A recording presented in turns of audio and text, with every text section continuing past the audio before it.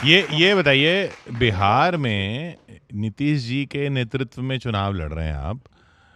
शिंदे जी के नेतृत्व में लड़े थे चुनाव महाराष्ट्र में भी।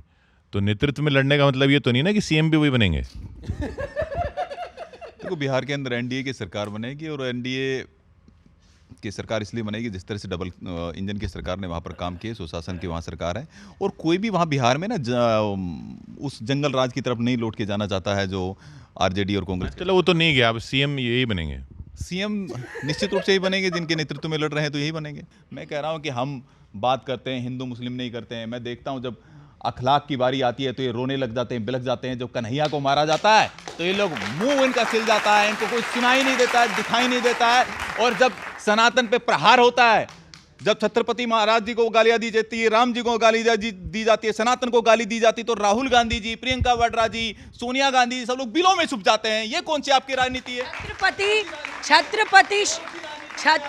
छत्रपति शिवाजी महाराज, छत्रपति शिवाजी महाराज, मैं कांग्रेस की तरफ से इस मंच से कहती हूं, इस देश की शान है, मैं कहती हूं। और दूसरी बात, आप क्या बात कर रहे हैं यहां पर बैठकर? राहुल जी खुद बोलते हैं, राहुल जी ने कभी नहीं कहा। लेकिन हाँ, मैं ये बात आपसे कहना और पूछना चाहती हूं, आप कब बंद करेंगे ये भेदभाव? अगर आप कहते हैं सबका साथ सबका विकास, तो आप यहां पर सिर्फ मुस्लिम ना रो रहे होते। हम तो यहां बात करते हैं, जब बच्चा किसी भी जाति किसी भी धर्म का बेरोजगार है तो उसको नौकरी दीजिए। देखिए, ये जो दो हमने अगर 60 लाख लोगों को रोजगार दिया है तो भेदभाव नहीं किया है। अगर 80 करोड़ लोगों को हमने अन्न देने का काम किया तो आपकी तरह भेदभाव नहीं किया है। 11 करोड़ लोगों को शौचालय दिया तो भेदभाव नहीं किया है। पर भी टैक्स देते हैं।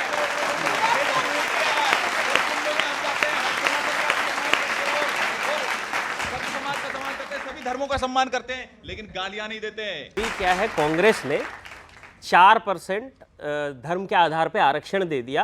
और ये काहे के लिए? लोग क्या करते हैं कि जब चुनाव होते हैं तो कुछ दे के वोट लेना चाहते हैं, कुछ दे के वोट लेना चाहते हैं। ये आरक्षण दे के वोट की डील करना चाह रहे हैं कांग्रेस वाले। अब कविता सुनिए आप। मोहब्बत की दुकान में आरक्षण के बदले वोट की डील करने पर तन गए।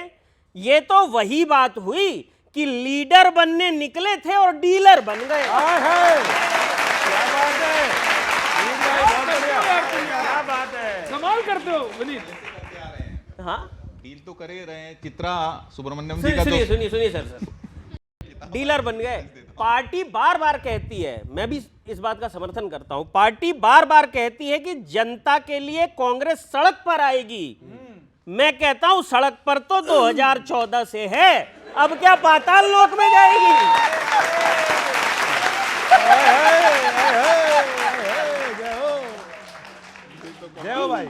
अब अगली बंदी उठाना मजा आ जाएगा। पहले बयानबाजी का शौक सिर्फ कांग्रेस को था, अब तो सपा ने भी इसे अपना लिया। पहले औरंगजेब वाली लकड़ी उठाई, फिर राणा सांगा का भाला उठा लिया।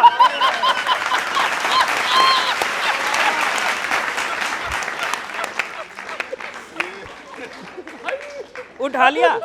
अब सीरियस बात कहने जा रहा हूं, डॉली जी, भूतकाल से बाहर निकलिए। बार बार पुरानी चीजों पे, भूतकाल से बाहर निकलिए, वरना विपक्ष में बैठने का मौका भी फिसल जाएगा।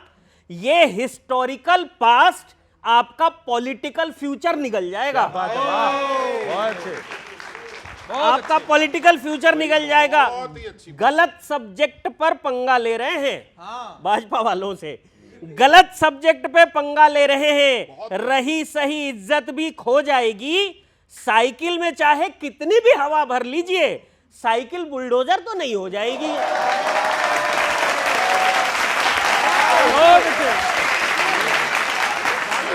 डॉली जी, अभी आपकी पार्टी के एक सांसद ने कहा कि हम चुनाव में जीतने के लिए लड़ाई नहीं करते।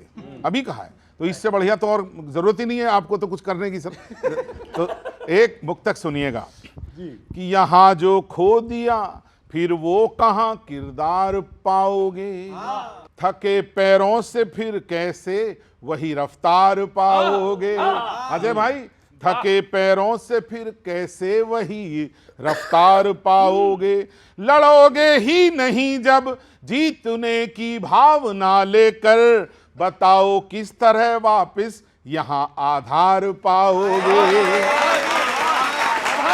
बताओ। और कंप्लीट है। हाँ, नहीं मैं जिम्मेदार हूं ना, तो कंप्लीट तो करूंगा ही भैया। वाह वाह। और देखिएगा, एक बहुत अच्छा सा मुक्तक और लाया हूं निकाल कर कहीं से। कांग्रेस के भीतर एक बहुत बड़ी कमी है, उसमें लाता हूं, बांधने का प्रयास करता हूं कि जगाना फर्ज है अपना, कोई जागे नहीं जागे, बहुत कमजोर होते जा रहे कांग्रेस के धागे, बहुत कमजोर होते जा रहे कांग्रेस के धागे, जमानत तक बचाने की नहीं औकात है जिनकी, जमानत तक बचाने की नहीं औकात है जिनकी, टिकट पाने में से लोग अब भी हैं बहुत आगे। मतलब आपने चुनाव लड़ा और बड़ी हिम्मत के साथ लड़ा और बहुत थोड़े मार्जिन से आप रहे, ये मैं बहुत सारे लोगों के लिए कह रहा हूं। और आखिरी एक ऐसा मुक्तक कह रहा हूं आज के दौर में, जो मैंने शब्दों के साथ में बहुत मन के भाव अच्छे तरीके से निकले हो, तो सबका आशीर्वाद मिले। चुभते हुए सवाल और मेरा उत्तर देखें।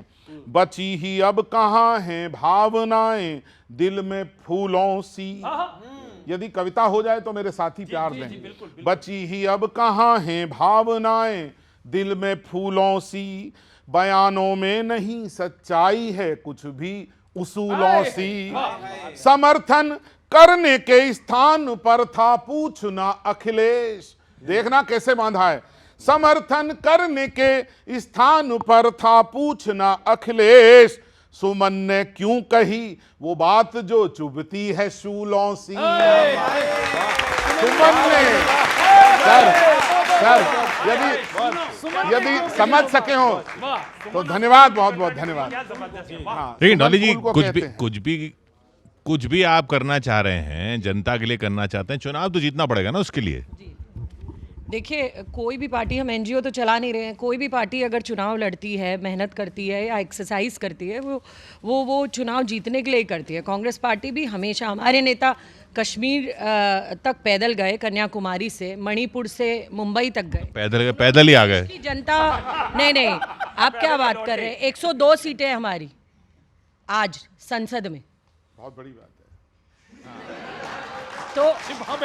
तो हम पिछली बार से बढ़े और अगली बार सरकार भी बनाएंगे, मैं आपके चैनल पर बैठकर कह रही हूं।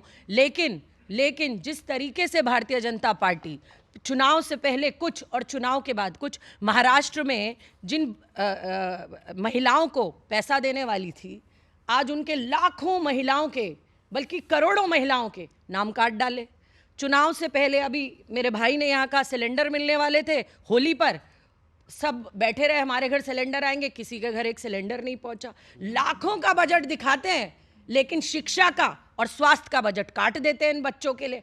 तो ना बच्चे पढ़ेंगे, ना स्वस्थ रहेंगे, तो पढ़ेंगे नहीं तो ना सवाल होंगे, और जिएंगे नहीं तो इनकी योजनाएं जैसे बढ़ रही हैं वैसी बढ़ती रहेंगी इनके लोगों को। डोले जी का भाषण बहुत जोरदार मैंने सुना, लेकिन एक कहते हैं no if no but Congress family is the first. इन्होंने कहा कि हम एनजीओ नहीं चलाते हैं। हाँ, निश्चित रूप से एनजीओ नहीं चलाते हैं, लेकिन प्राइवेट लिमिटेड कंपनी जरूर ये लोग चलाते हैं, जो केवल अपने परिवार के बारे में सोचते हैं और इसके अलावा उससे बाहर नहीं जाते हैं। भारतीय जनता पार्टी जो कहती है डंके की चोट पे करके दिखाती है, चाहे मध्य प्रदेश में हो, चाहे महाराष्ट्र में हो, चाहे हरियाणा में हो, लगातार कह रहे सिलेंडर आया नहीं होली पे, लगातार जनता का जनार्दन का हमें आशीर्वाद मिल रहा है। लेकिन सवाल 2-3 है मेरे। पहली चीज, राहुल गांधी जो बहुत जगह से पैदल यात्रा कर चुके हैं, बोले कि हमारे राहुल जी वहाँ से पैदल निकले, वहाँ से निकले, और किशोर जी ने कहा वो वापस भी पैदल ही आ गए, लौट के आ गए खाली हाथ। ये बताइए किशोर जी, ये किस तरह की राजनीति करते हैं?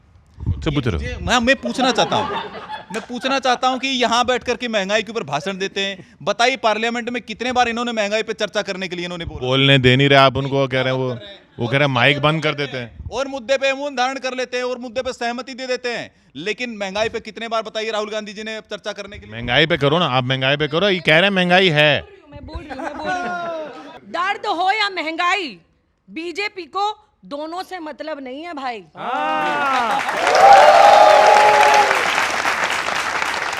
सौरभ भारद्वाज जी ने एक बयान दिया कि जिस प्रकार से अभिमन्यु को चक्रव्यूह में फंसाकर अभिमन्यु का वध किया गया, उसी प्रकार से दिल्ली के चुनावों में हमारे केजरीवाल जी को घेरा गया। मैं सौरभ भारद्वाज जी के इस बयान से पूर्ण रूप से सहमत हूं, क्योंकि हम सभी को यह बात पता है कि अभिमन्यु जिस चक्रव्यूह में फंसे थे, वो चक्रव्यूह कुछ ऐसा था कि उसमें अंदर जाने का रास्ता तो दिखाई दे रहा था, लेकिन बाहर आने का नहीं। उसी प्रकार से हमारे केजरीवाल जी तिहाड़ रूपी चक्रव्यूह में फंसे, जिसमें उनके अंदर जाने का रास्ता तो दिखाई दे रहा था, लेकिन बाहर आने का नहीं। तो वहां से एक छंद, बोलो वोट कैसे देती दिल्ली की जनता फिर, मैली हमको यहां यमुना मैया मिली है। बोलो वोट कैसे देती दिल्ली की जनता फिर, मैली हमको यहां यमुना मैया मिली है। दिल्ली के चुनावों वाली नदी कैसे पार होती, जब बिन पतवार के ही नैया मिली है। सदा नहीं रहता है घमंड यहां किसी का, तभी हार रूपी भूल भुलैया मिली है। दिल्ली चुनावों की महाभारत में केजरी को जी कुर्सी की जगह शर सैया मिली है। बहुत बहुत आभार। बढ़िया प्रयोग। और कांग्रेस 200 सीटों की मांग कर रही है यूपी में। मुझे तो सपा के कुछ समर्थक मिले कि उन्होंने क्या कहा मेरे इस छंद के माध्यम से, लोकसभा के समय साथ आ गए थे तब, किंतु अब रिश्ते वही बिगड़ने लगे हैं।